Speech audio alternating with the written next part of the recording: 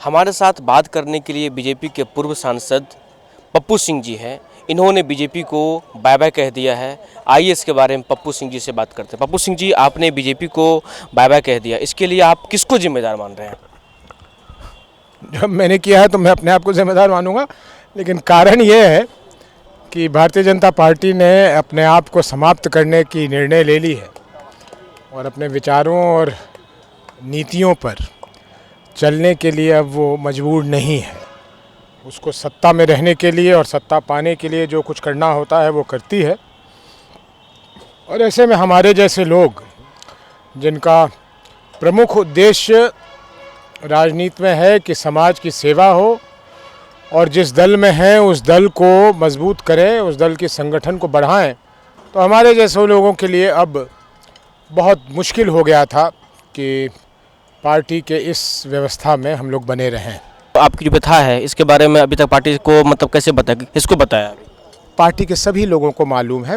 हमारे पार्टी में एक ये व्यवस्था तो ज़रूर बनी हुई है कि अपनी बातों को आप नीचे कह दें, वो होते होते ऊपर पहुंच जाती है। तो मेरे राष्ट्रीय अध्यक्ष से लेकर हर व्यक्ति को ये मालूम है कि हम लोगों की, और ये मेरी कोई व्यक्तिगत चिंता नहीं है, मैं इसे व्यक्त कर रहा हूँ। अन्य लोग जो हैं उसे अभी व्यक्त नहीं कर रहे हैं। हो सकता है आने वाले समय में वो भी इसको व्यक्त करेंगे कि पार्टी इस तरह से आत्मसमर्पण कर दे, अपने आप को ये मान ले कि ना नरेंद्र जी की लोकप्रियता बच गई है, ना पार्टी की जनाधार बच गई है, और किसी और के सहारे फिर से दिल्ली में एक सत्ता में सिर्फ आने के लिए इस तरह से कर रहे हैं। ये बहुत दुखद है।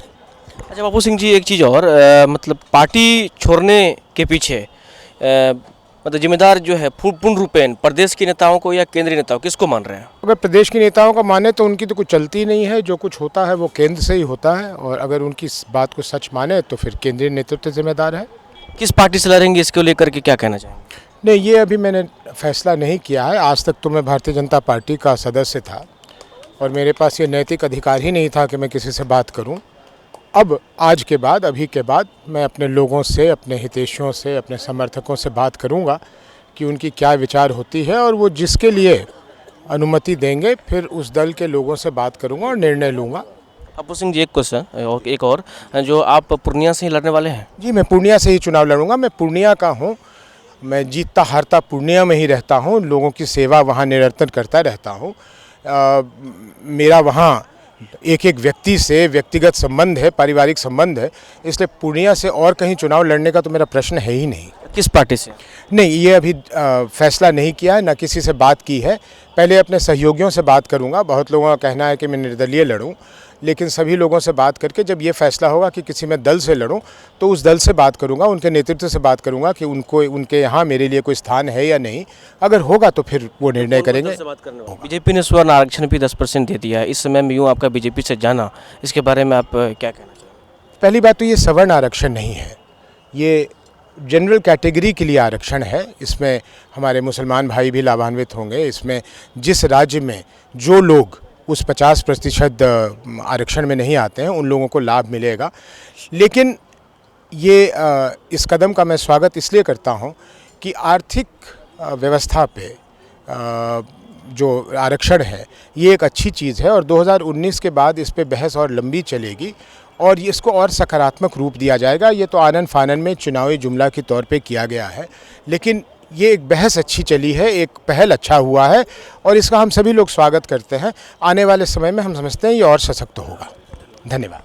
ये हमारे साथ बात करने के लिए पप्पू सिंह जी थे। इनका कहना था जो बीजेपी में बिल्कुल कुछ ठीक ठाक नहीं है, बीजेपी अपने सहयोगियों को नज़रअंदाज कर रही है, नए सहयोगी बना रही, पुराने सहयोगी को भूलते जा रही है, और इनके लिए उन्होंने सभी को अपनी इस्तीफा से अवगत करवा दिया है।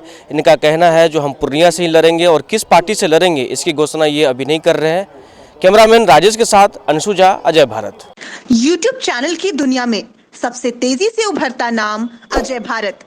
देश दुनिया की हर खबर से अपडेट रहने के लिए आप हमारे चैनल को सब्सक्राइब करें और बेल आइकन को भी प्रेस करें।